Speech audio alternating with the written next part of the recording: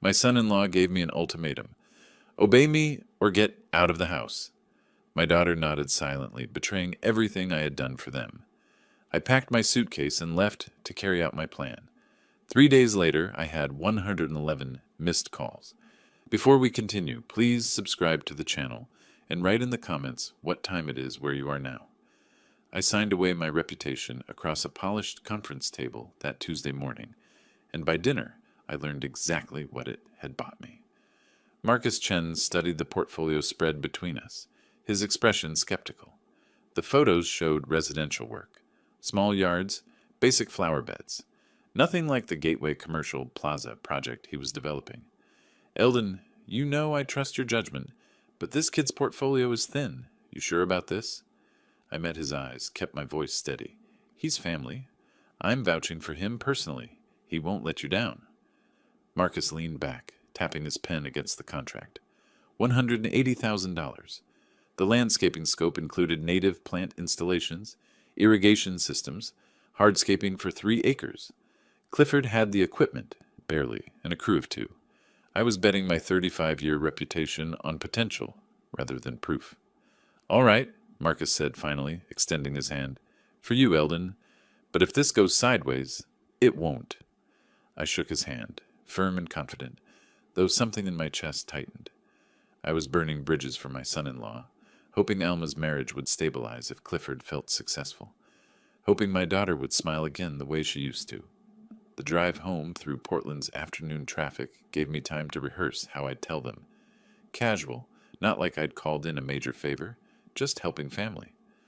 By the time I turned onto my street in Portland Heights, I'd convinced myself they'd be grateful. I entered through the front door around 6, juggling my briefcase and keys. Voices drifted from the living room, Clifford's low tone, Alma's lighter response. I paused in the hallway, setting my briefcase down quietly, preparing to join them. The old man finally did something useful. That contract is exactly what I needed. I froze. My hand tightened on the doorframe. Alma's laugh came soft, almost conspiratorial. He still thinks he's important. The words landed like physical blows. I stood there, hidden by the wall, listening to them dissect me. My breathing went shallow. The briefcase handle had left a red mark on my palm. I didn't announce myself, couldn't. I walked to my bedroom instead, closed the door, sat on the edge of the bed. 22 years I'd owned this house, paid every mortgage statement on time, and now I was the old man who finally did something useful. Dinner at 7 was torture masked as normalcy. Emma was already asleep, which meant no buffer of a 3-year-old's chatter, just 3 adults, and the weight of what I'd overheard. I pushed food around my plate, trying to find an opening. Finally, I was thinking about adding built-in bookshelves in the living room. The contractor could start next month.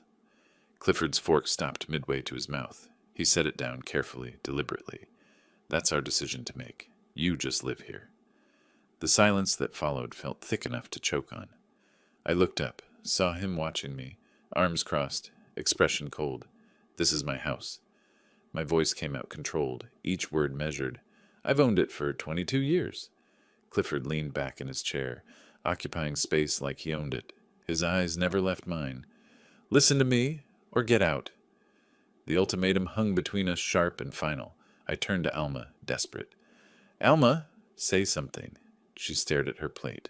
Her hands trembled slightly, gripping her fork. I watched her jaw tighten, watched her make the decision in real time.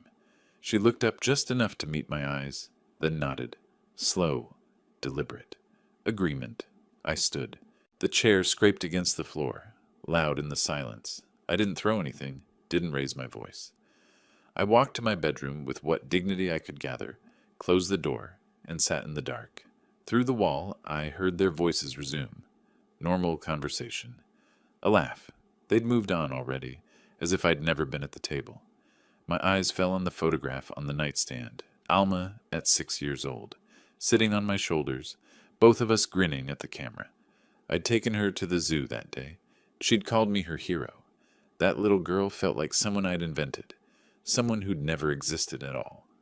Through the wall, their laughter drifted into my dark room, and I realized something had shifted inside me. I wasn't just hurt anymore. Morning light came, but the decision was already made somewhere in those sleepless hours. I lay on top of the covers, still wearing yesterday's clothes, staring at ceiling textures I'd watched painters apply 15 years ago. From the kitchen came sounds of breakfast, cabinet doors, running water, Emma's voice asking about cartoons, normal domestic rhythms that now felt like they belonged to strangers. I couldn't stay another night, not as a tolerated guest in my own house. By 9, I had my suitcase open on the bed. I packed methodically. A week's worth of clothes, toiletries, laptop, the folder of important documents I kept in my desk drawer. I left most of my belongings untouched. This wasn't surrender. This was strategic withdrawal. From downstairs, a television blared suddenly. Football pregame show, volume unnecessarily loud. Clifford, making sure I knew he was comfortable, settled, claiming territory. I folded a shirt with precise creases, placed it in the suitcase. My hands didn't shake. I wouldn't give them that. Footsteps in the hallway. I looked up to see Alma standing in the doorway, eyes red and swollen. She opened her mouth, closed it. Tears ran down her cheeks, but she didn't speak, didn't step inside. Just stood there, watching me pack, crying silently like her tears alone could communicate what she refused to say aloud. I zipped the suitcase closed. The sound felt final. By 11, I was ready. I carried the single bag down the stairs, each step deliberate. In the living room, Clifford sprawled across the leather couch. My couch, the one I'd saved 3 months to buy.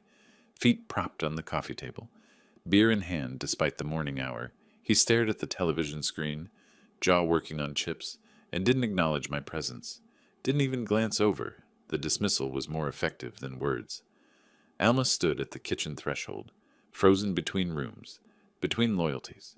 Her hands gripped the doorframe until her knuckles went white. "Grandpa!"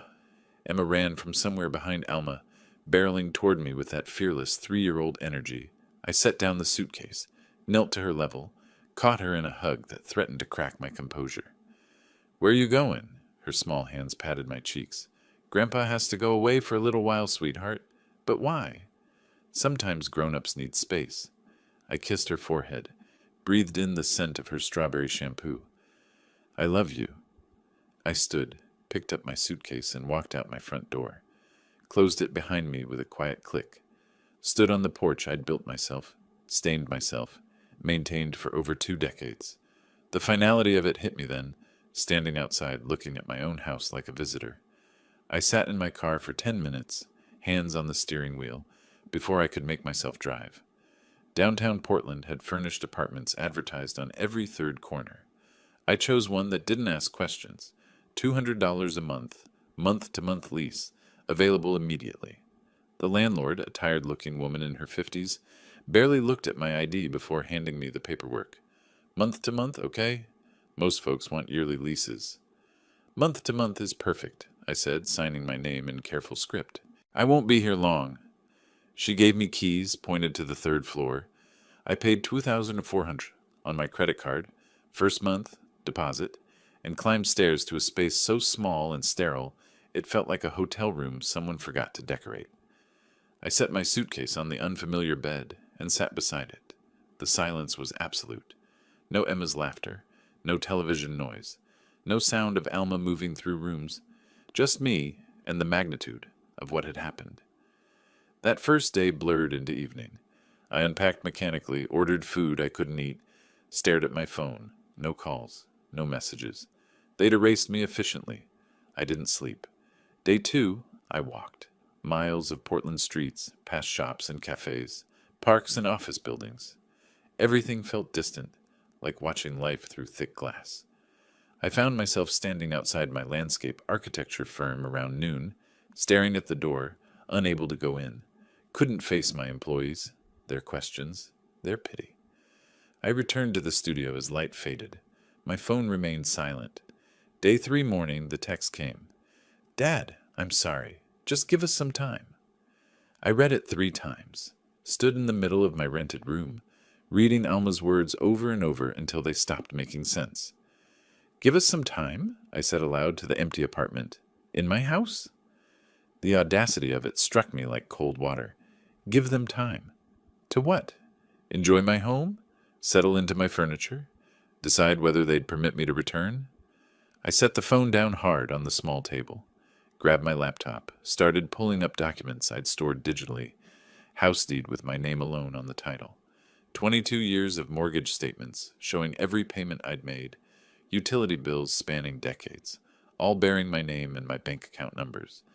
I spread papers across the table, tracing my finger down dates and amounts, evidence of ownership, proof of investment, documentation of a life built board by board, payment by payment.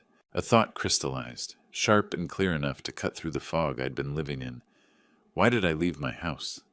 I leaned back in the uncomfortable chair, staring at the deed, my property, my equity, my investment, and I'd walked away from it because Clifford told me to. The victim mentality that had wrapped around me for 3 days began cracking. Underneath it, something harder emerged. Anger, yes, but more than that. Purpose, clarity. I picked up my phone, looked at Alma's text one more time, and didn't respond. Instead, I set it down next to the house deed, both of them reminders of something I'd forgotten. I wasn't the one who needed to leave. The fourth night was different. I wasn't drowning anymore. I was calculating. I lay on top of the unfamiliar bedspread, staring at shadows from streetlights crawling across the ceiling. My mind wouldn't stop, but tonight the repetition felt productive rather than destructive. I was seeing the pattern now, each memory clicking into place like evidence at a crime scene. 3 years ago, Alma called. "Dad, I'm pregnant. Clifford says we need help with the nursery, just until Emma arrives." I'd said yes immediately. What grandfather wouldn't? 6 months later, Clifford, over dinner. "We're saving for a down payment. This market, though, need another few months." I'd nodded, understanding. Housing prices were insane. 1 year in, casual mention. "Market's still terrible. You don't mind us staying a bit longer, right?" I'd waved it off. Family helps family. 2 years. Clifford announcing, not asking. "We should paint the house. I'm thinking gray." My house. His color choice. Each memory showed me shrinking, from owner to host to invisible man in my own home. And I'd paid for everything, every single expense, while Clifford built his business. I sat up as dawn broke, energized rather than exhausted, grabbed my laptop, typed into the search bar.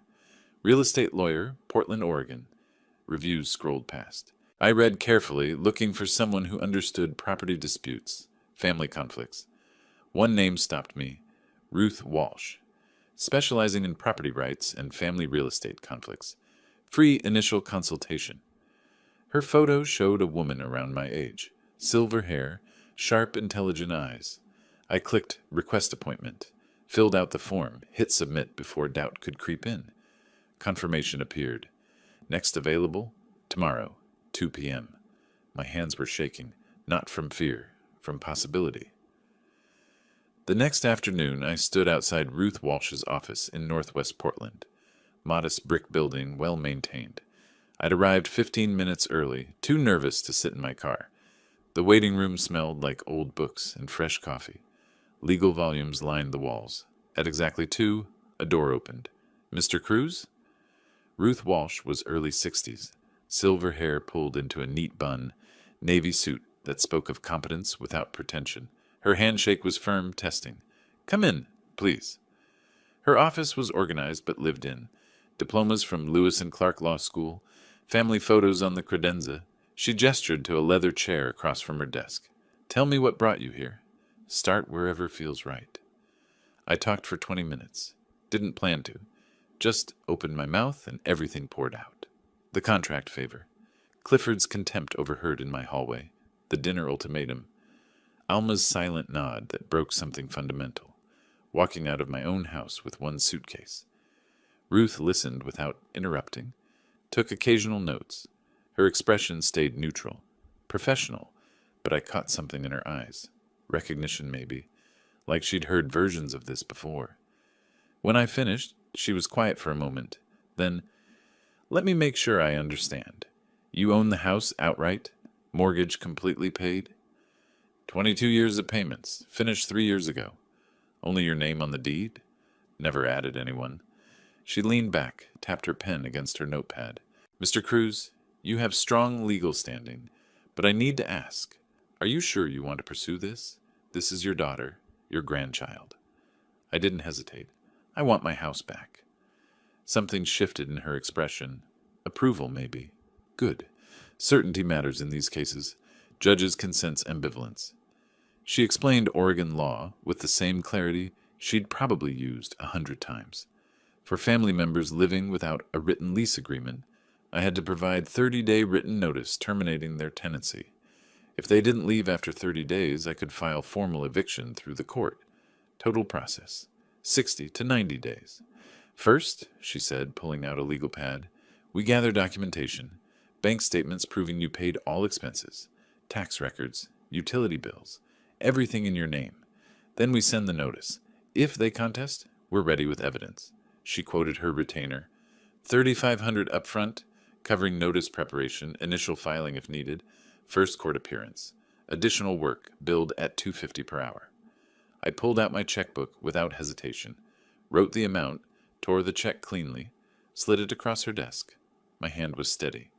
Ruth accepted it, then said something unexpected. Mr. Cruz, I've handled dozens of these cases. The hardest part isn't the law. It's holding your resolve when family pressures you. Begging, crying, threats, manipulation. Can you do that? I thought of Alma's face at that dinner table, her slow nod of agreement with Clifford's ultimatum. They already did their worst, threw me out of my own home. What's left? Ruth's slight smile told me I'd passed some test. We'll find out. She handed me a printed list, documents to gather, timeline to follow, communication protocols. Everything goes through her unless absolutely necessary.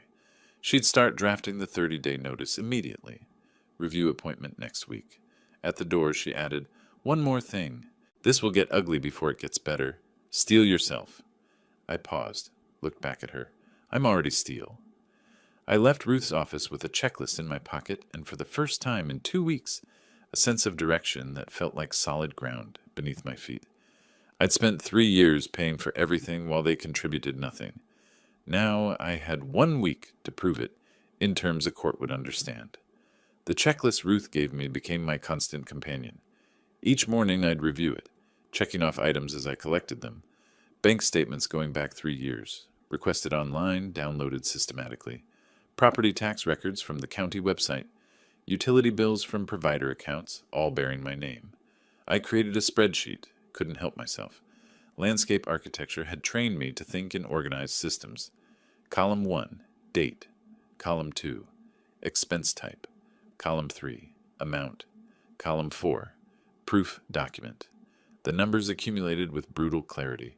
Mortgage payments before payoff. Property taxes, $6,200 annually. Homeowners insurance, $1,800 yearly. Utilities averaging $400 monthly. Maintenance, repairs, improvements. Total over 3 years, $85,400. Contributed by Clifford and Alma, 0. The spreadsheet told a story clearer than any argument I could make. Midweek, while searching old emails for documentation, I found something else. Messages from Clifford I'd forgotten about, requests for temporary help with bills. March 2023. Dad, can you cover the electric this month? Big deal closing soon. July 2023. Need $500 for Emma's daycare. We'll pay back next week. December 2023. Could you handle property taxes this year? Cash is tight with holiday expenses. None of it repaid. Ever. Temporary had become permanent, and I'd been too accommodating to notice. I forwarded the emails to Ruth. Her response came within an hour. Perfect. Print and save. Shows pattern of financial dependence. Thursday afternoon, Ruth called. I ran Clifford through public records. Standard due diligence for these cases. Found something interesting. I set down my coffee. What? 4 unpaid judgments from creditors. Total $28,000. 2 credit card companies, 1 auto loan default, 1 unpaid business debt. Dates ranging from 2022 to 2024. I sat there processing. $28,000 in debt while living rent-free in my house? This might explain why he's so determined to stay, Ruth continued. He has nowhere else he can afford. You've been his financial shelter. After hanging up, I stared at my phone for a long time. Clifford's contempt suddenly made more sense. I wasn't just convenient, I was necessary, and people resent those they depend on. Friday morning, my phone chimed. Text from Alma. A photo, her and Emma both smiling. Emma held a crayon drawing, crude stick figures, one labeled Grandpa in Alma's handwriting. Caption beneath, "She asks about you every day." I stared at Emma's face. The ache in my chest was immediate and sharp, but I noticed what the message didn't say. No apology, no acknowledgement of what happened, just emotional manipulation through my granddaughter. I typed carefully, "Tell her Grandpa loves her very much." Nothing about coming home, nothing about forgiveness, just the truth. I loved Emma. That hadn't changed. What had changed was my willingness to be a doormat to stay close to her. Saturday, I delivered everything to Ruth's office. 3-ring binder organized by category with color-coded tabs.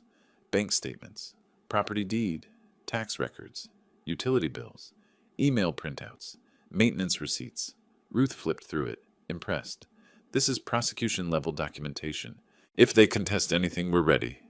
She showed me the notice, formal legal language citing Oregon revised statutes, giving Clifford and Alma until a specific date, 30 days out, to vacate the premises.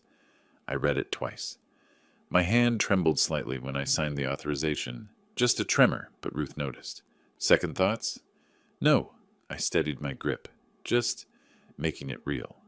"Monday morning," she said. "My paralegal sends this certified mail with return receipt. 2 copies. One to Clifford, one to Alma. Legal protocol requires both residents receive notice." Monday came. Ruth texted, "Notices sent. Delivery scheduled for this afternoon." I tried staying distracted. Went to my landscape architecture office for the first time since everything happened. Reviewed project bids. Talked to my staff about upcoming installations. Acted normal. But my phone stayed in my pocket. Volume on. I was waiting. 4:30. I was at a coffee shop reviewing paperwork when my phone started vibrating. Continuously. I pulled it out. Missed call from Alma. Another. Clifford's name. Again. Unknown numbers, him trying different phones probably. I set the phone on the table, watched it light up like something possessed. Didn't answer, didn't call back. Just watched.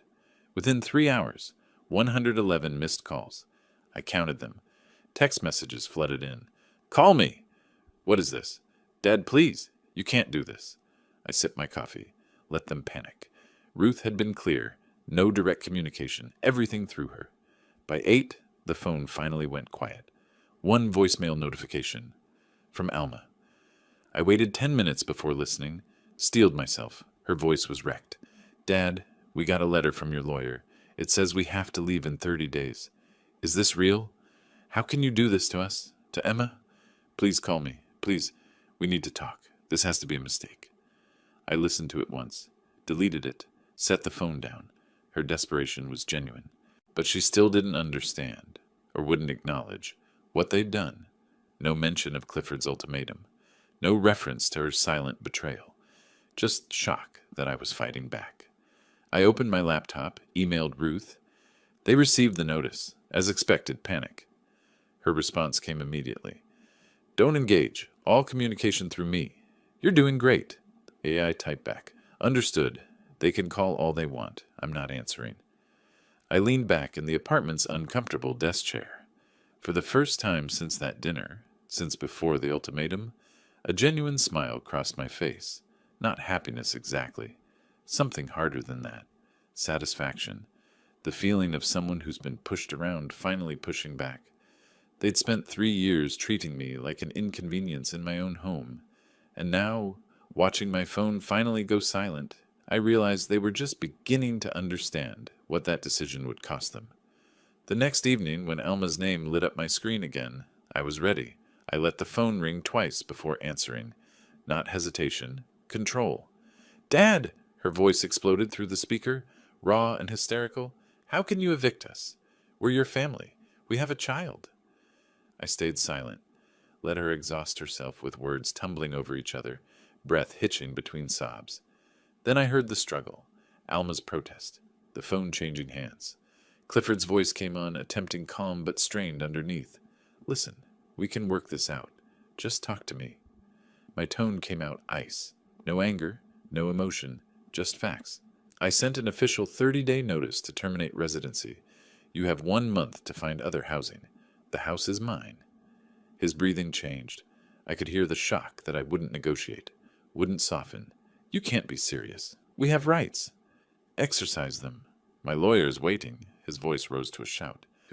You'll regret this. I'll sue. You won't see Emma ever again. The threat about Emma landed hard somewhere in my chest. But I didn't argue. Simply, see you in court. I hung up. The next afternoon, Clifford texted demanding an in-person meeting. Ruth advised against it when I called her, but I agreed, on my terms.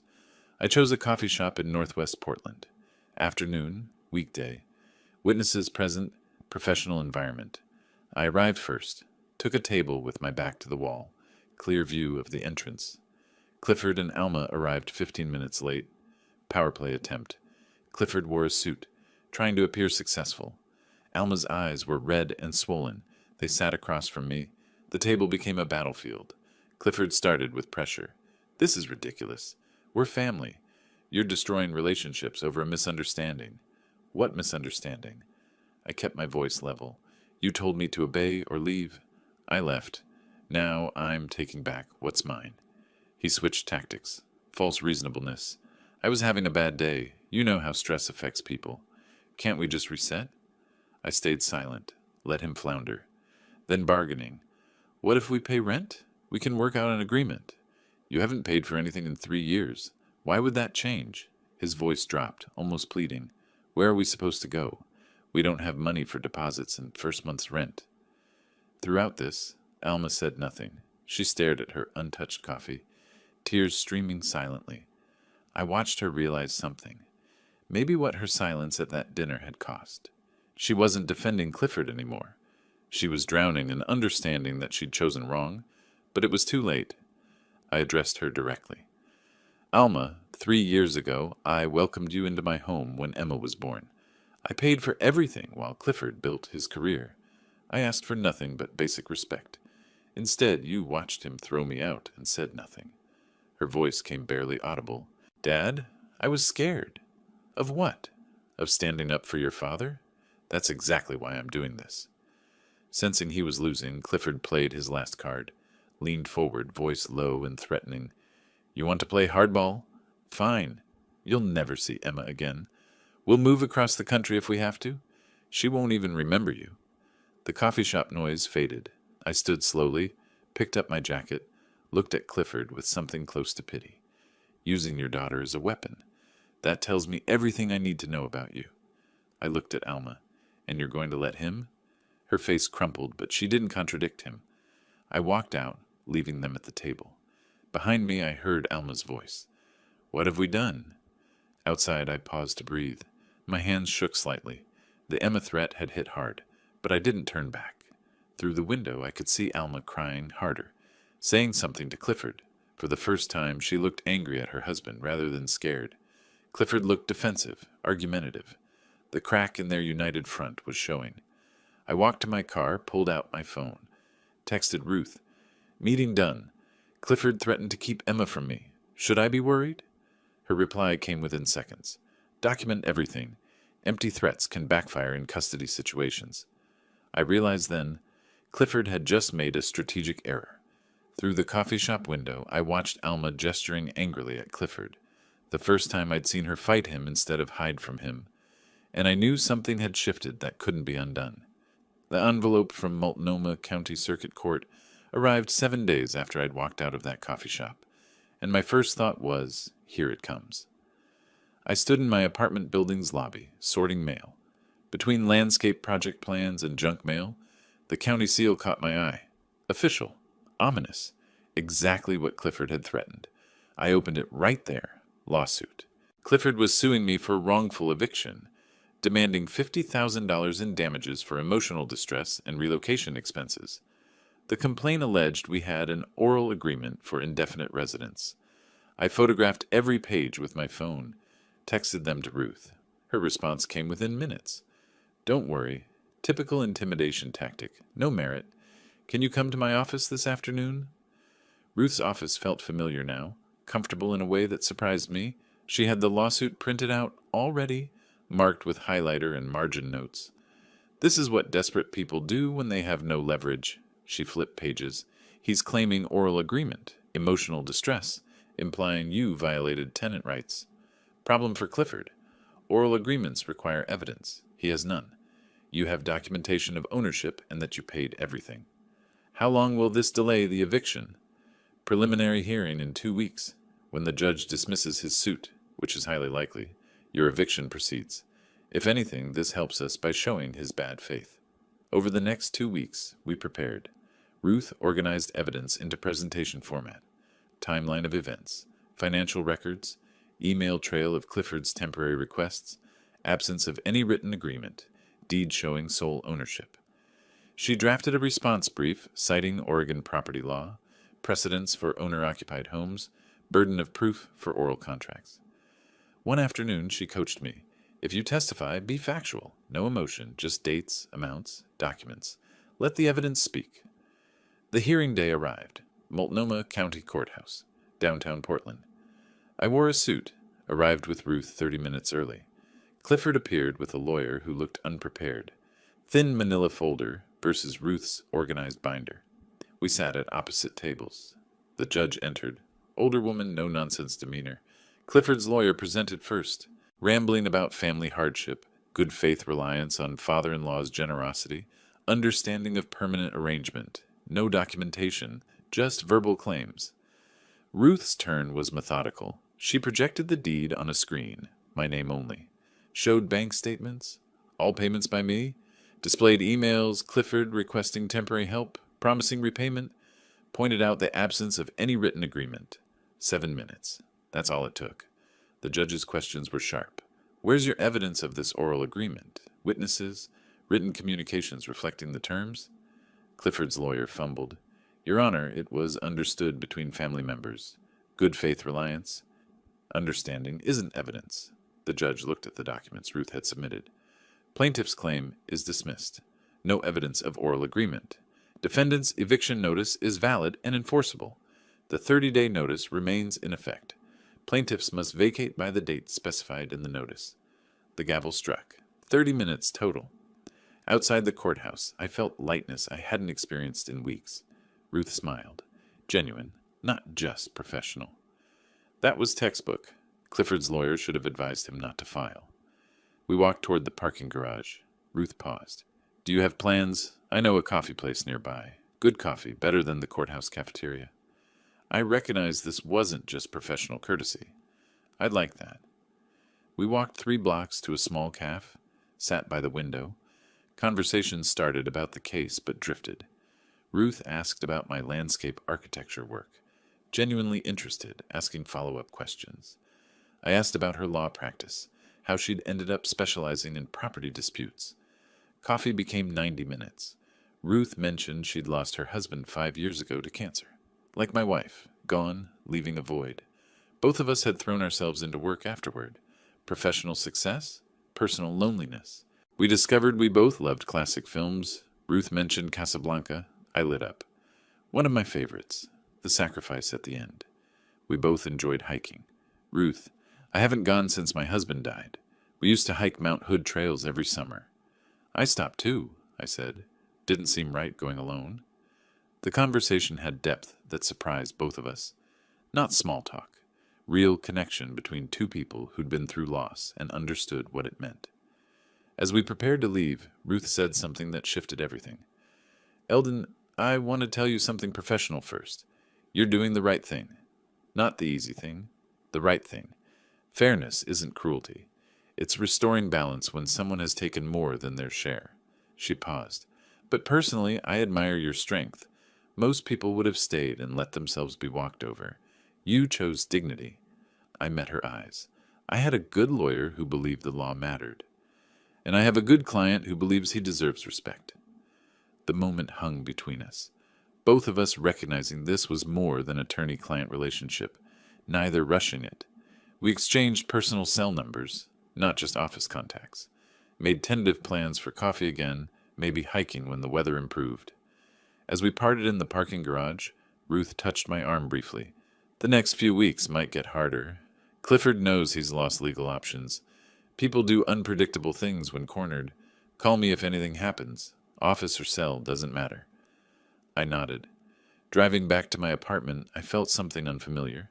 Not just the satisfaction of legal victory, but the warmth of genuine human connection.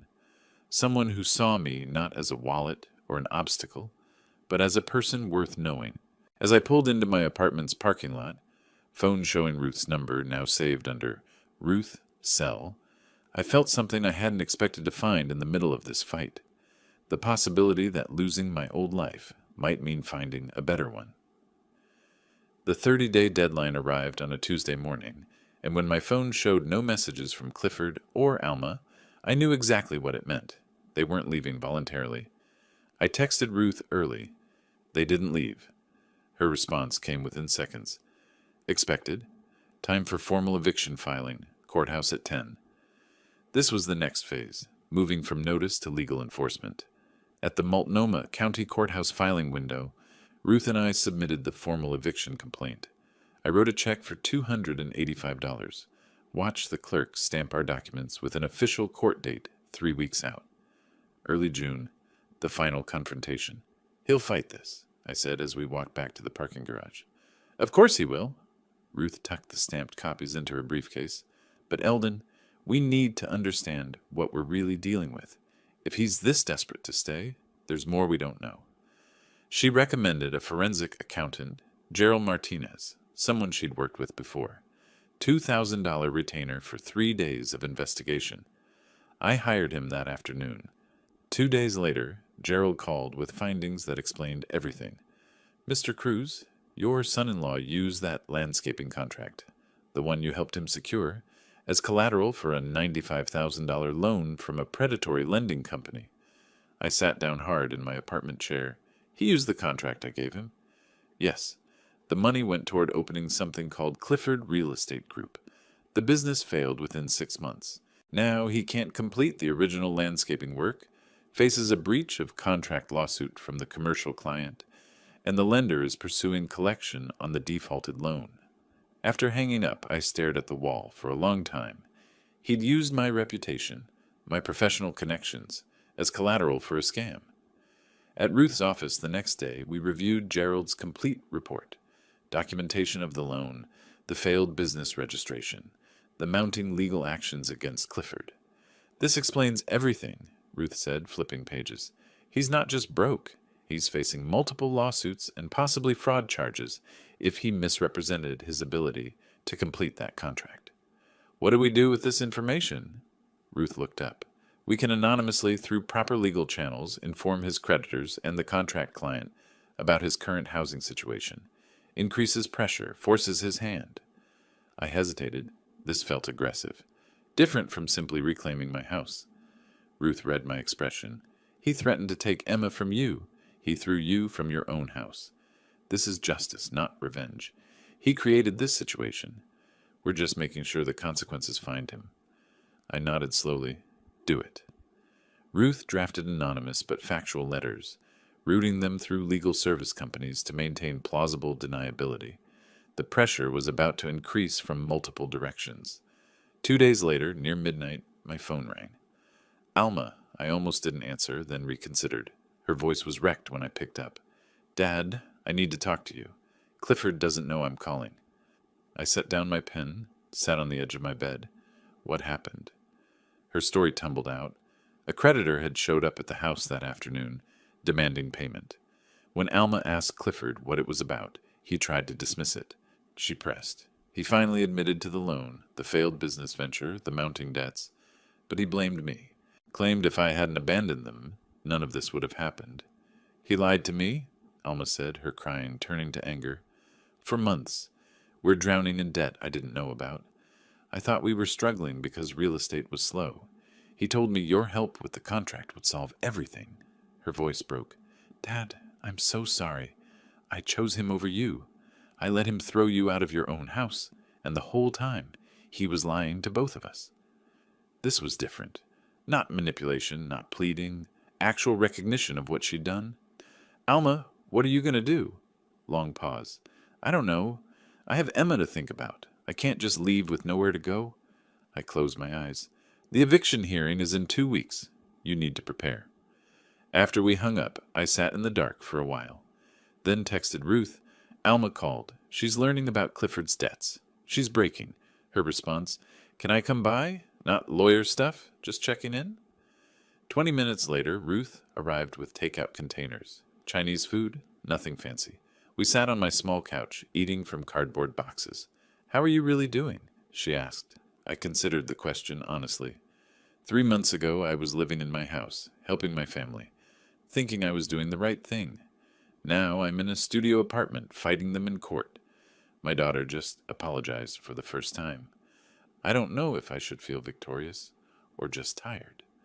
Ruth set down her container. You can feel both. You can be right and still hurt. She told me about her husband's final days, how she'd learned that doing the hard thing doesn't mean it stops being hard. I talked about my wife, about the years of learning to be alone. The conversation was intimate in a way that had nothing to do with strategy or legal maneuvering. When she left near midnight, she paused at my door. You're doing the right thing, but it's okay if it doesn't feel easy. It's getting more complicated. The right things usually do. After she left, I stood at my studio window overlooking Portland's downtown lights. My phone showed Alma's contact still on screen. In my house across town, she was discovering her husband's betrayals.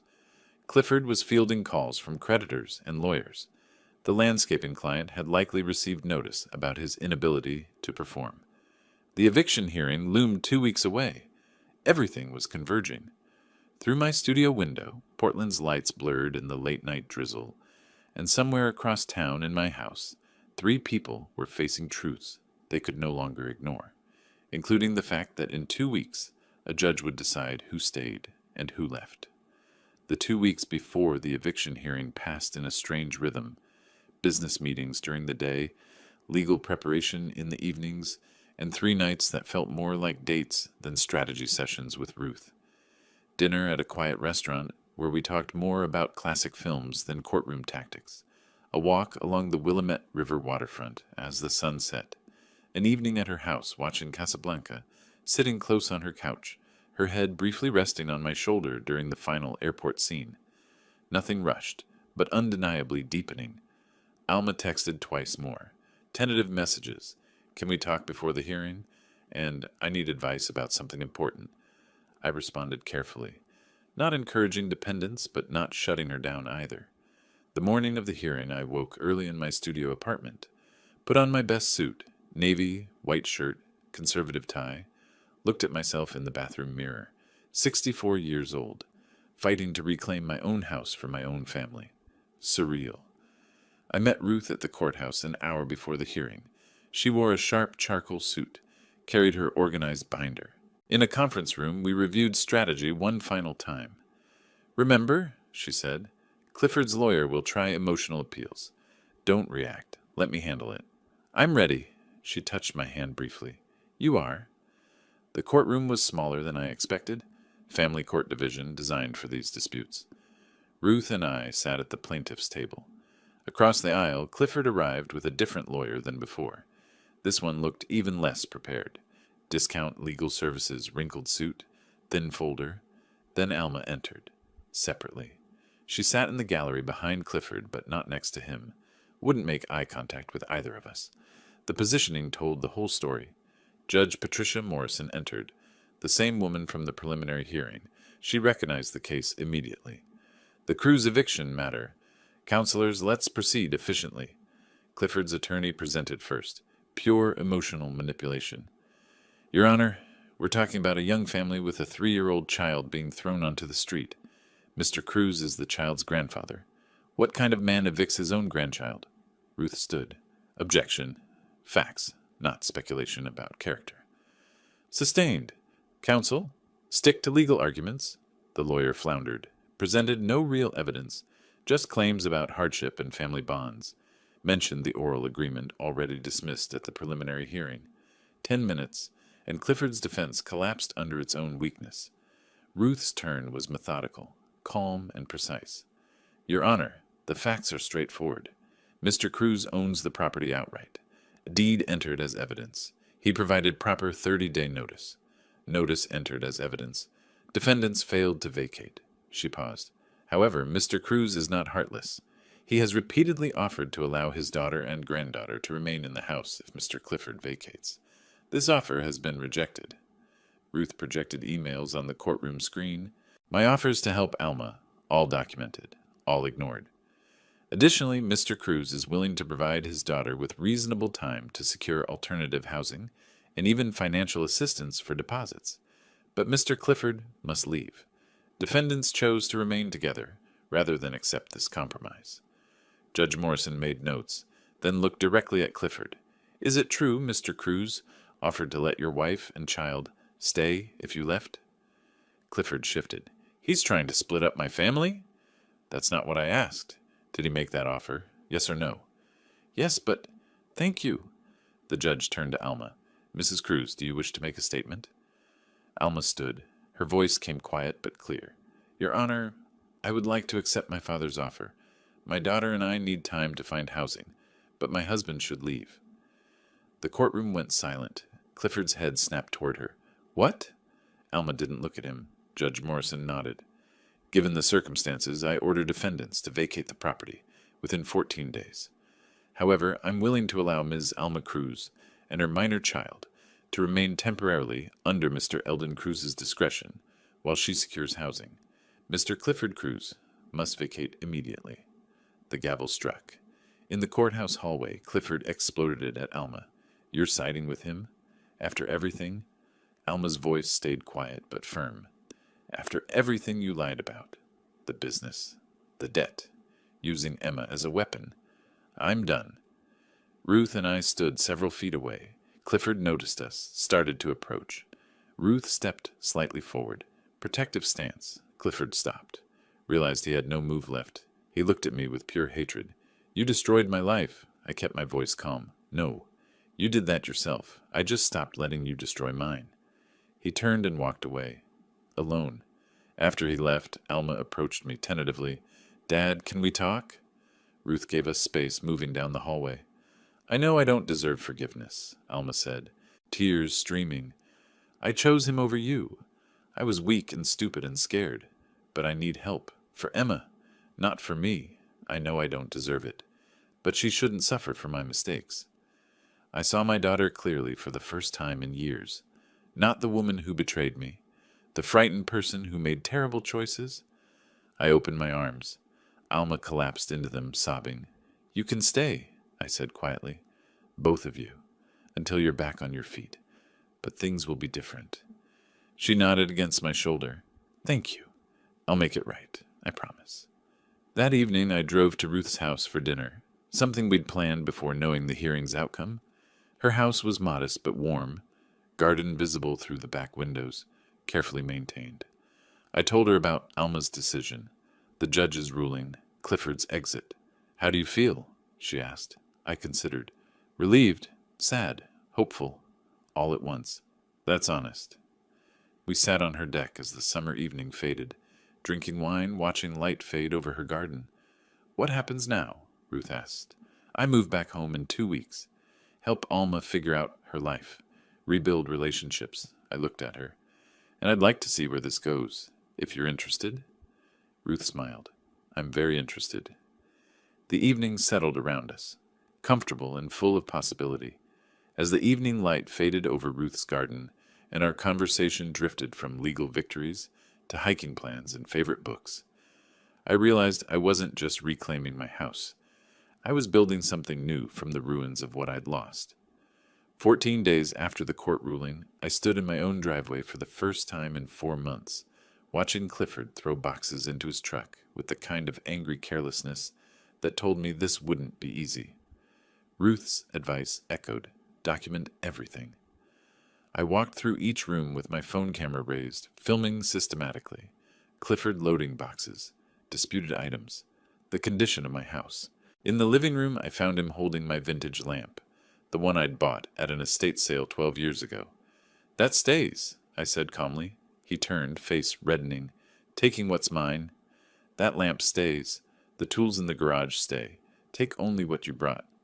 You can't tell me. I held up my phone, showing him the photos I'd taken before he moved in. Try me. He set the lamp down hard enough that I winced. An hour later, I caught him loading my landscaping equipment into his truck. Professional-grade trimmer, mower, edger, thousands of dollars worth. I called the non-emergency police line. 2 officers arrived within 20 minutes. I showed them documentation. Photos, receipts, the court order specifying Clifford must vacate. "Sir," one officer said to Clifford, professional but firm, "take only your personal belongings. The court order is clear." Clifford tried to argue, but they weren't interested. One officer stayed to supervise the rest of his packing. By evening, Clifford had loaded far less than he'd hoped. He stood in the driveway, glaring at me with the officer still present. "You'll regret this. You destroyed my family." I kept my voice level. "You destroyed your own family when you lied to them. I just stopped letting you destroy mine." He drove away alone. 3 days later, Alma met with a family lawyer Ruth had recommended. Not Ruth herself, conflict of interest, but someone reputable. She filed for divorce, irreconcilable differences and financial deception. She requested primary custody of Emma, with supervised visitation for Clifford. The same week, she returned to work. She'd kept her nursing license current, found a part-time position at a Portland clinic. 3 days a week. I helped with Emma on her work days. The house slowly transformed, from war zone back to home. Late nights, Alma and I talked at the kitchen table after Emma was asleep. Honest conversations about fear, manipulation, weakness, what it means to choose dignity over false peace. One evening, she asked me to sit on the back porch. Emma was asleep upstairs. "I need to say something, and I need you to really hear it." Her voice was steady despite tears. I was terrified of being alone. After Emma was born, I felt trapped. Clifford made me feel like I couldn't survive without him. So when he said jump, I asked how high, even when it meant betraying you. She looked at me directly. "You were the one person who never manipulated me, never made me doubt myself, and I threw you away because I was scared." "Fear makes us do things we never imagined," I said, "but you made a different choice in that courtroom. That's what matters." "You taught me something." Alma wiped her eyes. "Fairness isn't cruelty. Boundaries aren't abandonment. I'm teaching Emma that now." By late July, Ruth had become a regular presence. Dinner twice a week. Sunday afternoons helping Emma with a garden project in the backyard. Emma adored her, called her Miss Ruth, asked when she was coming over next. The relationship between Ruth and me deepened naturally, comfortable, stable, built on mutual respect and shared values. Meanwhile, Clifford's financial situation became public spectacle. The commercial client whose landscaping contract he'd failed to complete filed lawsuit. 180,000 plus damages. 3 creditors filed judgments. The Oregon Real Estate Agency opened investigation into complaints. His license was suspended pending review. Word spread through the local real estate community. His professional reputation was demolished. He posted bitter messages on social media, blaming me. But they read as desperate deflection. Nobody believed him. Late July evening, I sat alone in my living room. Emma and Alma were asleep upstairs. Ruth had gone home but would return tomorrow. I thought about Clifford, probably in some cheap apartment, buried in debt, professionally ruined, separated from his daughter. I'd expected to feel victorious. Instead, I felt only peace. Not the peace of crushing an enemy, the peace of restored order. I didn't destroy Clifford. His lies, his fraud, his manipulation did that. I simply stopped being collateral damage. I texted Ruth, "Thank you for everything." Her response came quickly. "You did the hard part. I just showed you the tools." I typed back, "Tools are useless without the will to use them." Ruth, "Then we make a good team." The last weekend of July, the 3 of us worked in the garden. Emma with her toy shovel, Alma planting marigolds and petunias, me spreading mulch, kneeling in the dirt, hands in soil. The work I loved. Emma looked up. "Grandpa, why did Daddy leave?" First time she'd asked directly. Alma glanced at me, uncertain. I chose my words carefully. Sometimes grown-ups make choices that hurt people. Your daddy made some of those choices, but your mom made a brave choice to keep you safe and happy. That's what matters. Emma seemed satisfied, returned to digging. Alma mouthed, "Thank you," across the garden bed. The afternoon sun was warm.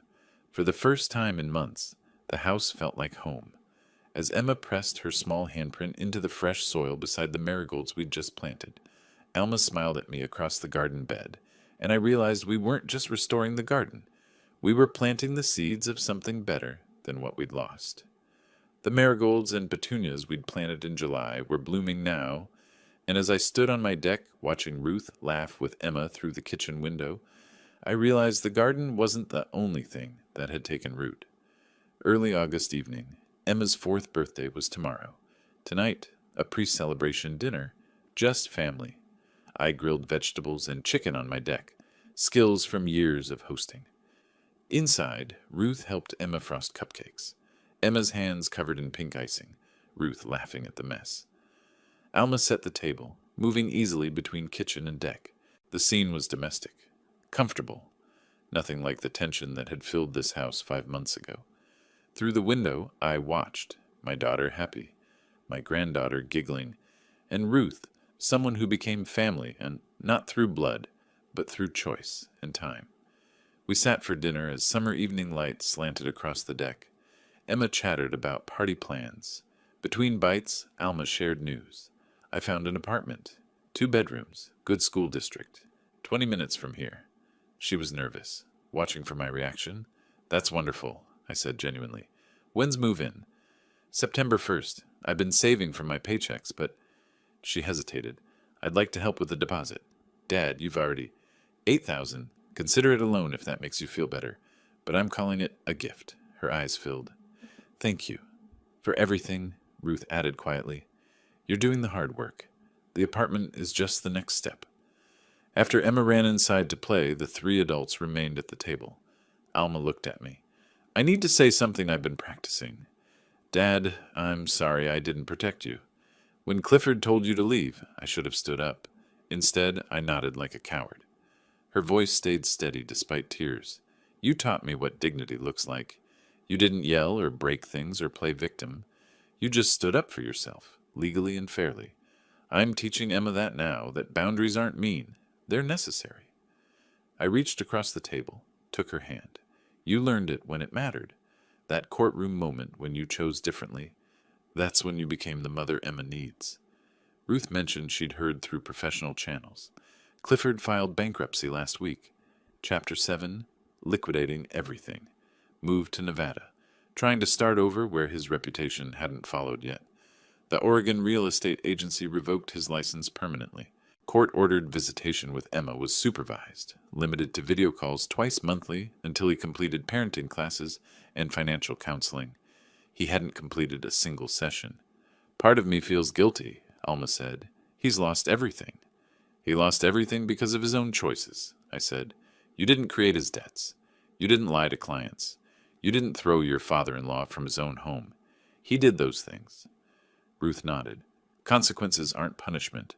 They're just the natural result of actions. He can rebuild if he chooses, just not at someone else's expense. Emma went to bed around 8. Alma tucked her in upstairs. Ruth and I alone on the deck, Portland's city lights visible in the distance. This is nice, Ruth said, being part of this. You are part of this. Emma asks about you every day. Alma trusts you, and I paused. Ruth smiled. Yes? I didn't expect to find someone again. After my wife died, I thought that chapter was closed. I thought the same, Ruth said. Then a 64-year-old landscape architect walked into my office with a property dispute and determination I hadn't seen in years. We sat in comfortable silence. Then, I'm not suggesting we rush anything, but I want you to know, this isn't casual for me. It's not casual for me either, Ruth said. We have time to figure out what it becomes. Alma returned to the deck. Emma called down from her bedroom window. Grandpa, Miss Ruth, dance. A game we'd started last week. Emma loved watching us dance to music from my old record player. I looked at Ruth. Shall we? She laughed. Why not? I queued up the vintage player. Frank Sinatra's The Way You Look Tonight. Ruth and I danced slowly on the deck under August stars. Alma watched from her chair, smiling genuinely for the first time in years. Emma clapped from her window. The scene was simple but profound. A family rebuilt not on obligation or manipulation, but on respect, boundaries, and choice. As Ruth rested her head on my shoulder, my mind drifted through the past 5 months. March, thrown from my own home, betrayed by silence. April, learning to fight back legally. May, watching careful strategy work.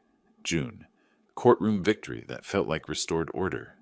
July, new beginnings. August, standing here with a family constellation I'd never imagined. They pushed me out of my own house. I could have broken. Instead, I chose to stand up, not with revenge, but with justice. And in fighting for fairness, I found something I'd stopped hoping for. Love, respect, and family that's chosen rather than obligated. The song ended. Alma applauded softly. Emma had fallen asleep at her window, head on the sill. Ruth and I separated, still holding hands. I should head home, she said. You could stay. Guest room. Ruth considered, smiled. Let's take it one day at a time. But yes, I'd like that. I'll make up the guest bed, Alma said, heading inside. I stood alone on my deck for a moment. My house, my daughter healing, my granddaughter safe.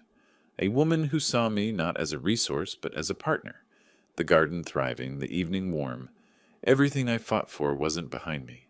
Standing alone on my deck for just a moment, I looked at the thriving garden, the warm lights from inside, and the August stars above, and I understood that what I'd fought for wasn't behind me. It was right here, blooming in the present and stretching into a future I finally got to choose. If you like this story, please like this video, subscribe to the channel, and share your impressions of this story in the comments. To listen to the next story, click on the box on the left. Thank you for watching.